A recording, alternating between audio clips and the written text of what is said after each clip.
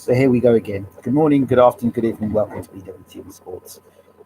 As I always say, if you haven't hit the subscribe button, please hit the subscribe button, smash the like button, and be a part of this great movement. Okay.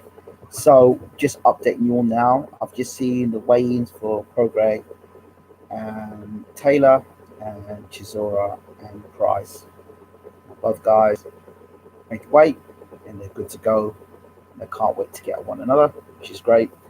Looked at Chisora, he looks in great shape. Physically looks in great shape. But because someone looks physically in great shape, that doesn't mean they are in great shape. We saw David Hay look in immaculate condition when he fought Bellew the first time, and the second time he looked absolutely chiseled in great shape. Derek Chisora looks like he's in great shape. He looks in great shape. He looks in good condition and ready to go. I was going to mention something about David Price, but he looks, and I want to focus a little bit more on Price. Price looks to me like a guy who has finally got it together.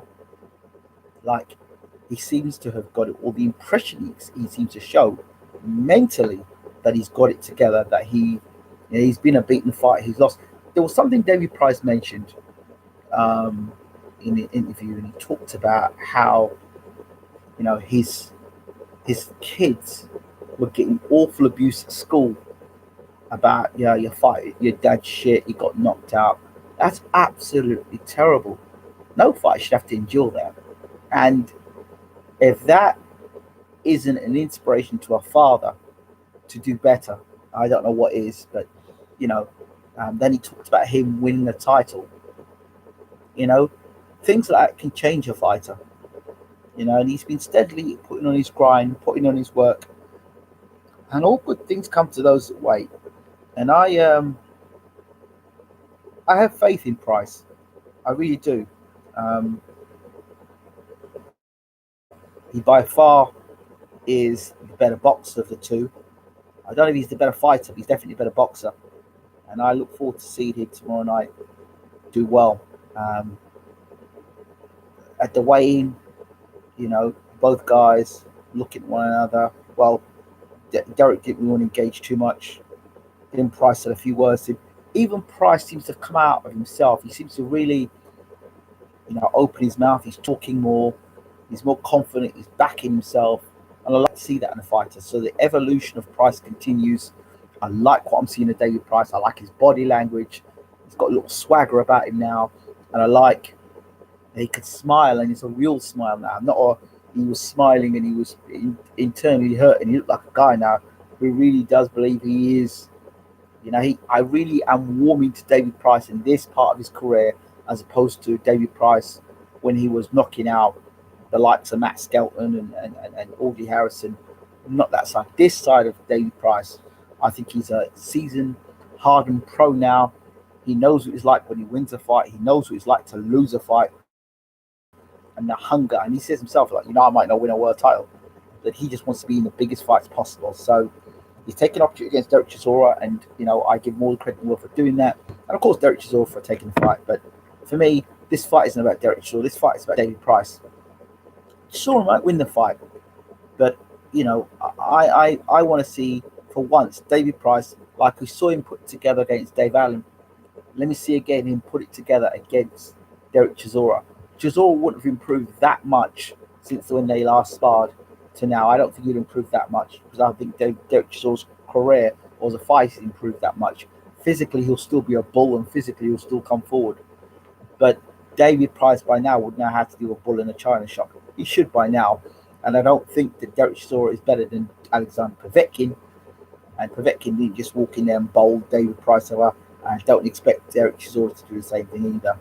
I expect Chisora to get hit and get nailed by Price. And if Price can get him hurt early, he can get him out there. So, I got high hopes of David Price tomorrow. I really do. So, the main event, Regis Prograis and Josh Taylor. Both guys back and forth, barking at one another. This is it. This is the night before that night where you basically put down all the talking and the microphones and you actually fight and show who the best fighter is between the two fighters.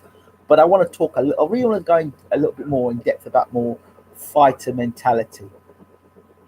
You know, Josh Taylor's talking to Regis Prograis, and the way he's talking about, yo, you're effed, you're effed, you're effed, you're effed. That's the way he's talking to Regis.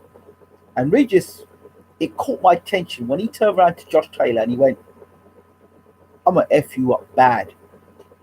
When he said that statement right there, I'm gonna f you up bad.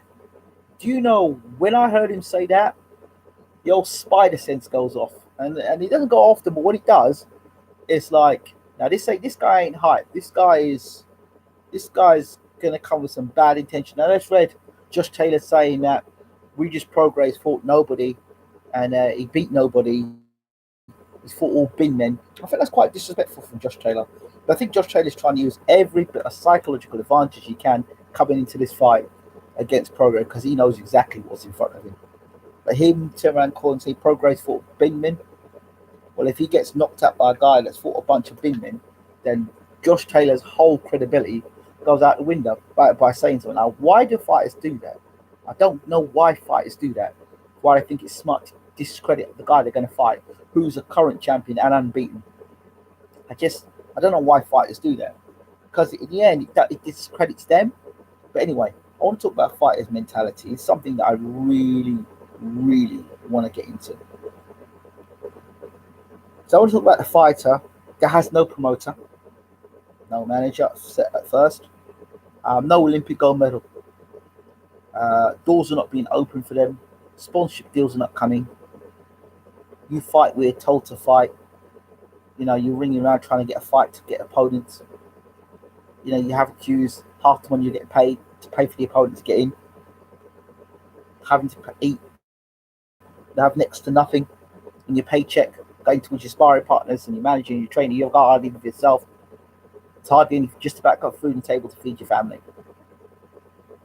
You're constantly being discredited for the guy that's the A-side fighter, the Olympic gold medalist that's fighting on the bill, the guy that's got the, world championship amateur pedigree, the guy that's been backed, the guy that's invested in.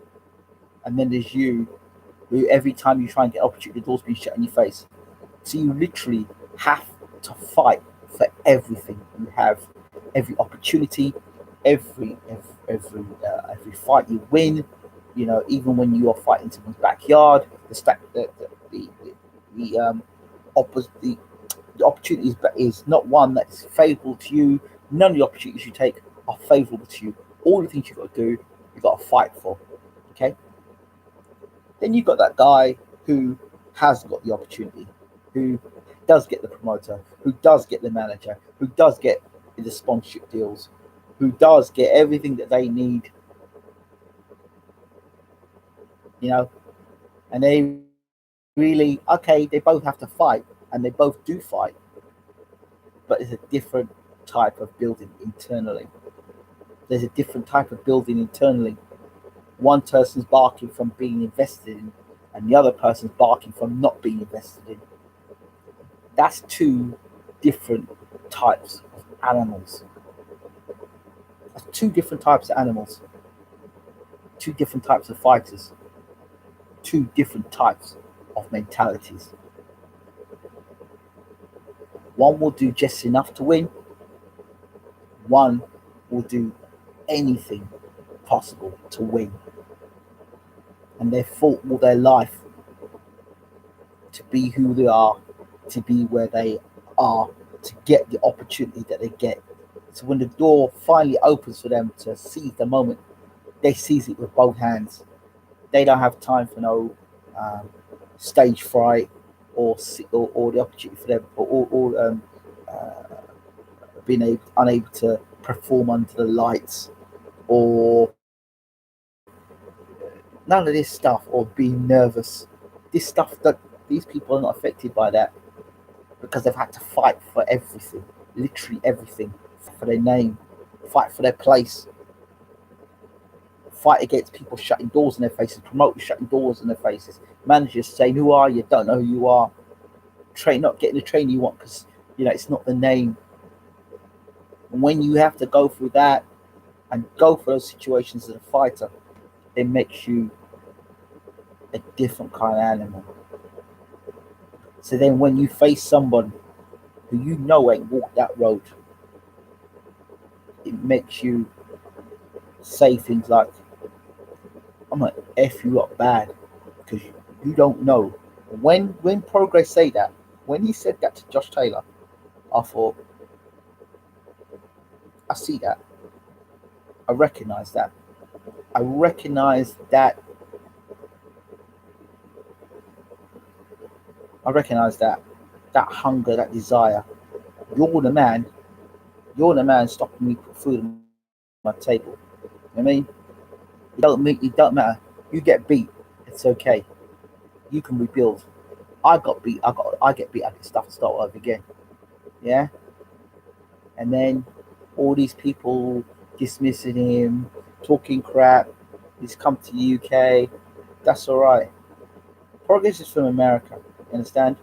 And it's a different mentality out there. I tell you firsthand, it's a different mentality out there. Very, very different mentality. You know, I was talking. I remember sparring. I remember sparring out in the States, and I remember just the mentality of the fighters out there. Some of these guys sparring just to put food on the table for their families, and every sparring session is an opportunity to put themselves in a window of opportunity for them to get more sparring sessions. They might not be a great champion, but make great sparring partners. You know what I mean? So that mentality is there. That fighting mentality, and that's why I can relate a lot of boxing to life, where people who've got just privilege after privilege after privilege and opportunity after opportunity after opportunity, when a crisis comes, they have to deal with it.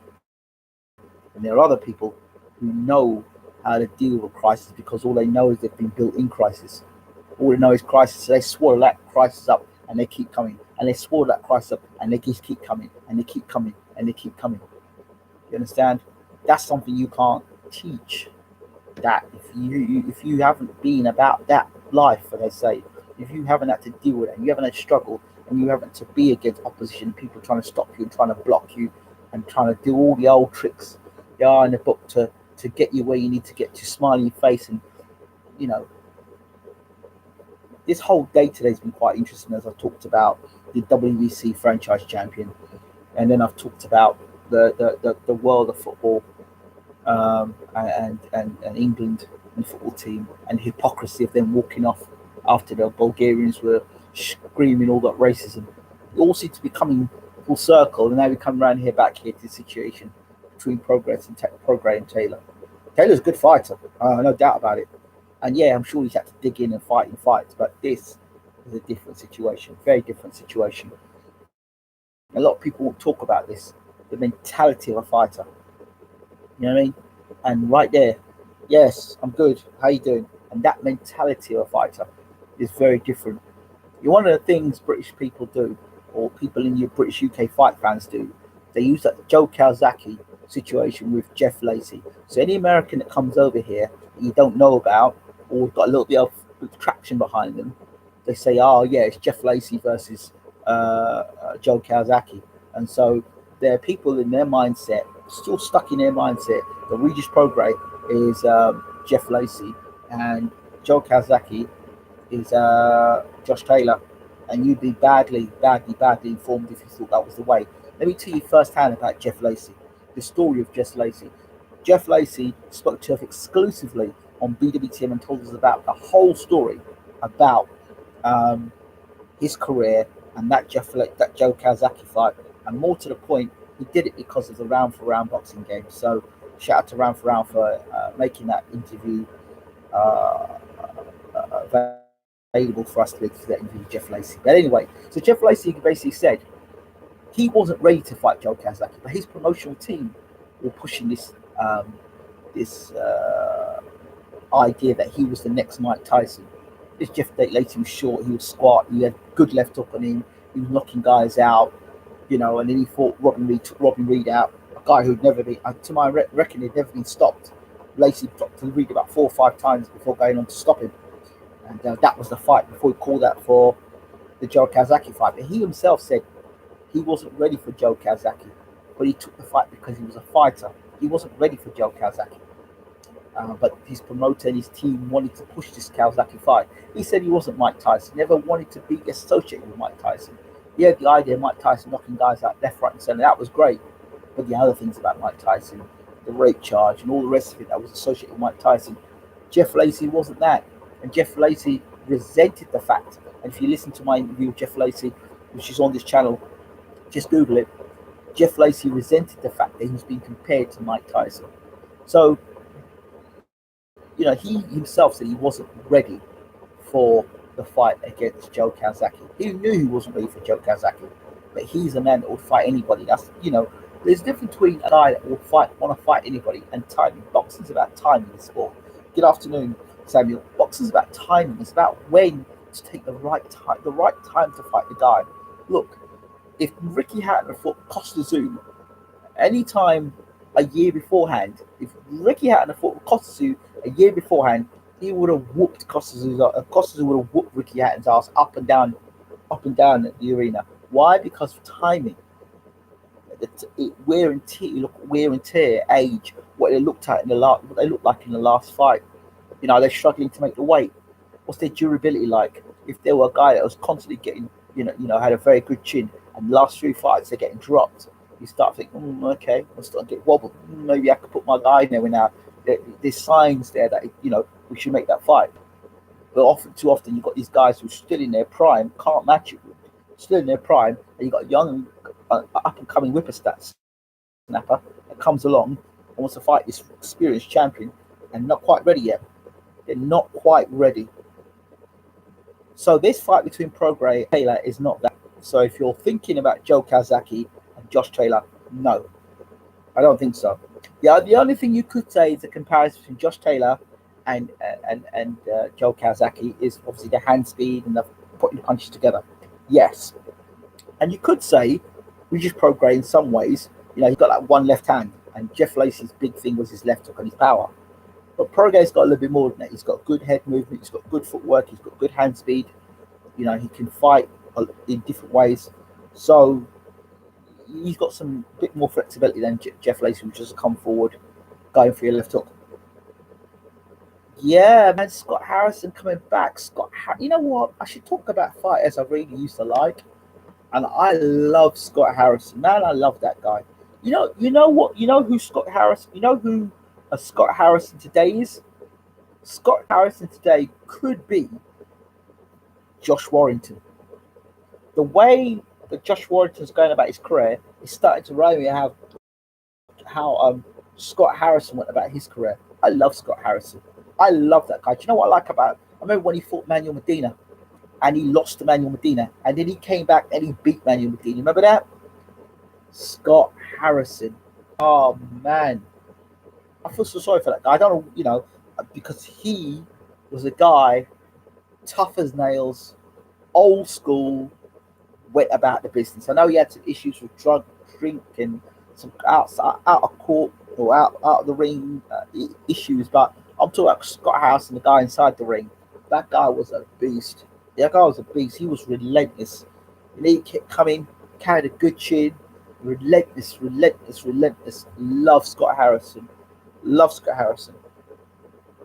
Burns v Harrison would be a great fight. We've seen what Ricky Burns is in the career. I know Scott Harrison made a comeback before in his career, and that was cut short.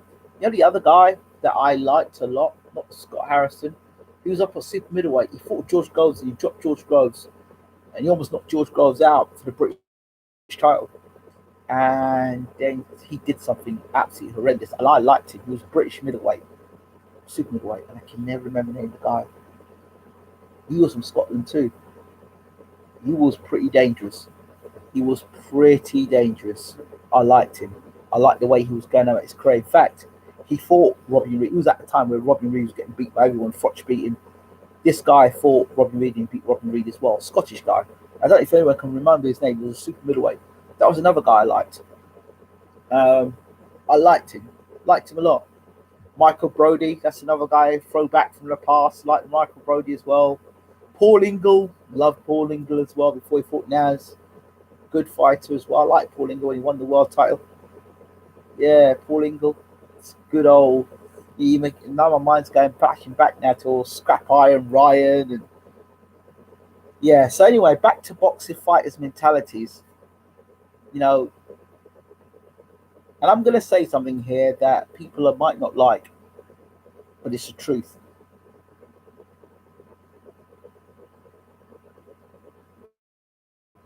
You can put on a tracksuit. You can do interviews.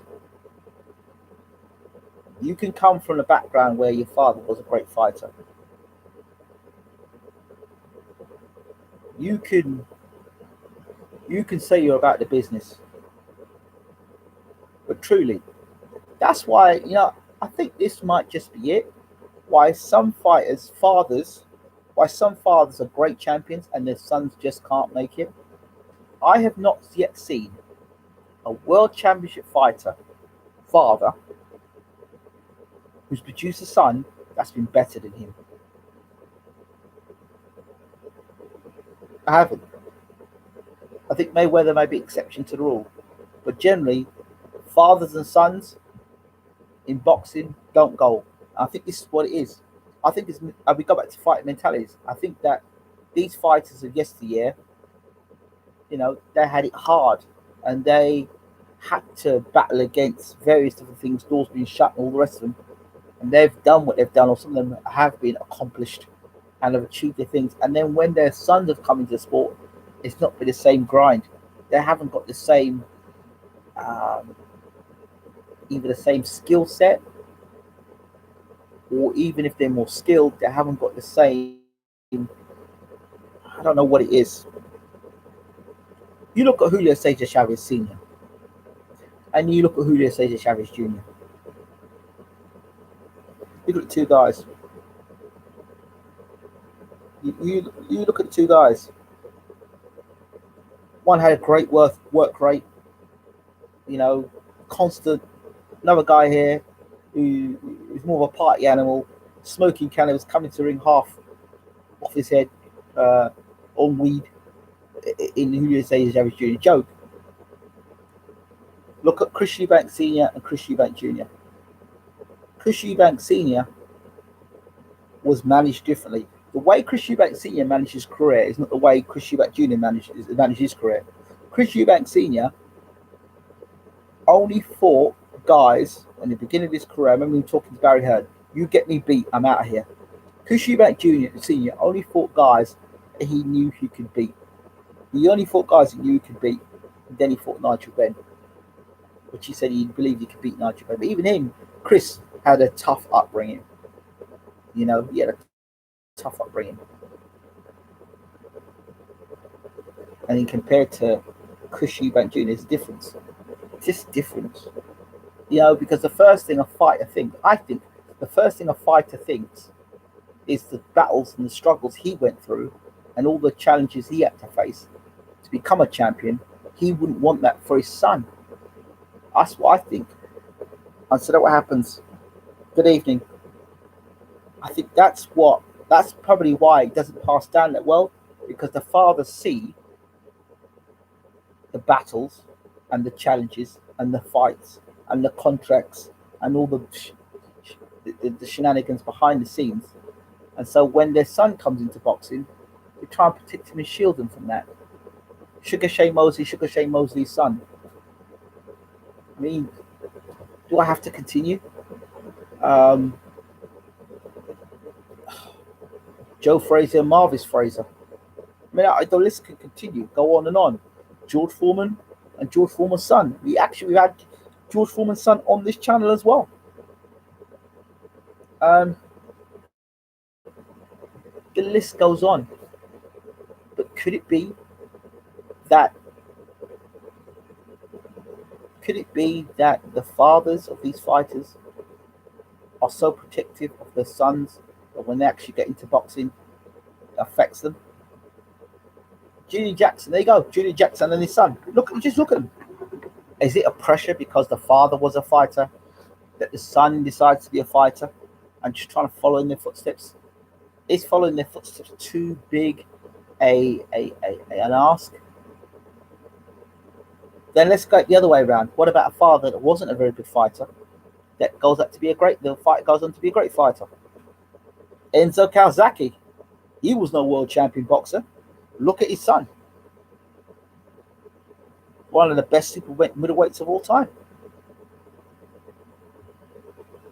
So, what are we saying, people? Father never boxed in his life. Produces world championship son boxer. Work that one out.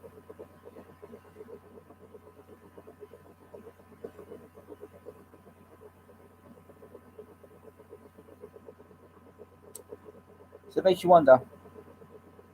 So, for those, just to recap, for those who just joined in the room, we've just been talking about fighter mentality. And Latvinder, I want to bring this to your attention that you see again what I said. You go back and watch when Josh Taylor is talking to Regis Prograis. And I could be completely talking a whole lot of bollocks here. But I like body language. I like body language and I like intentions and I like how a person speaks when they're at that point, because emotions are real, yeah, a lot now, right? At that point. So Taylor's going, you're effed, you're effed, you're effed, yeah, you're effed, you're effed. And then Prograis turns around and says, I'm gonna F you up bad. And when he said that, that was no American lingo, that was no like false threat. That I felt that. I felt every minute, every piece of the pain that he was trying to put on Taylor. Every, I, I hope Taylor, all this stuff about him being taller and bigger, I hope he don't fall into that Sky Sports trap. I really hope not. I really hope not. Biggie says the sons all had safety net over the dads. Maybe. Yeah, I think so. I think so. I think the safety net might be a thing. But when Prograis turned around and he said, "I'm gonna f you up bad," I played that about 4 times. I'm gonna f you up bad. And the way he said it, that was some bad intentions. That was no. That was no. Um, at that point when he said that, it weren't about Josh Taylor. It was about your guy that's in front of me, and I'm gonna really, I'm gonna light you up real bad. I've never been personally told that stuff, but that stuff right there where he said I'm gonna f you up real bad, not bad, I'm not gonna f you up bad. I'm gonna f you up real bad, real bad. You gonna feel my pain Saturday night. I just feel for me. Like, how Sky loves to say, he, Adam Smith, he's bigger, he's taller, he's stronger coming into the fight. Yeah, Adam Smith likes to sell that to you. Well, bigger, stronger, taller. He may be the bigger man in this fight. He may be the taller man in this fight. But there's more of him to hit. I just hope, to dear God, that Josh Taylor is not on the end of one of them left hands. Because I can see Prograis landing, and it'll be all murder she wrote. I'm telling you, this is going to be vicious. I hope Taylor.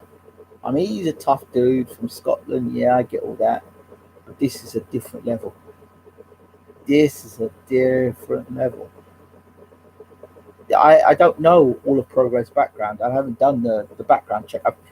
I've seen bits and bobs and heard that he used to fight in some obscure places, and watching for the opportunity and being the underdog, so he knows what it's about. I feel that pain there, man. Listen, I feel it, and I relate to it. I see Regis catching him during fight. He fancies it, very confident. Plus, he does have power too. Oh yeah, oh yeah. And if Josh Taylor is talking about how Prograis knocked out or he beat up on Cherry Flanagan, Turbo Flanagan, listen, he dropped Flanagan early in that fight. Flanagan's a big guy. He's a big guy. Um, I'd be concerned about that. Flanagan can't punch, and nor really can Taylor for me. He's a decent puncher, but he's nothing spectacular. I hope Taylor's ready. I hope he's ready. I really hope. I hope he doesn't decide to go toe to toe with this program, because he's going to find something. He when he goes inside, he's going to find something he ain't probably going to like. So he better box when Prograis wants to fight, and you better fight when Prograis wants to box. That's the only way he wins this fight. If he decides to fight when Prograis wants to fight, that's the best advice I can give to Josh Taylor. But he will hurt Josh Taylor. It's just no matter how much he'll hurt Josh Taylor, he will hurt him. He's coming to hurt Josh Taylor in a way that nobody's coming to want to hurt Josh Taylor. I'm telling you. All that stuff in the gloves are off and they're looking at him and trying to play Mr. Big Man and Mr. Nacho. That's all right. But there's a difference between being invested in and then having to invest in yourself. There's a big difference. Wait and see. Well, I hope you enjoyed the video on fighting mentality. I'm going to have a look at this Lawrence Okoli fight, because he's another guy I'm not totally convinced about. But let me look at the Lawrence Okoli fight, look at his opponent, and we'll do a breakdown for Lawrence Okoli in his fight and see if he's able to win the European title. Right, I'm out of here. Don't forget to rate, subscribe, leave your comments, and check out the other videos on the channel. Usually here on the video afterwards. Check them out. I'm out. Take care.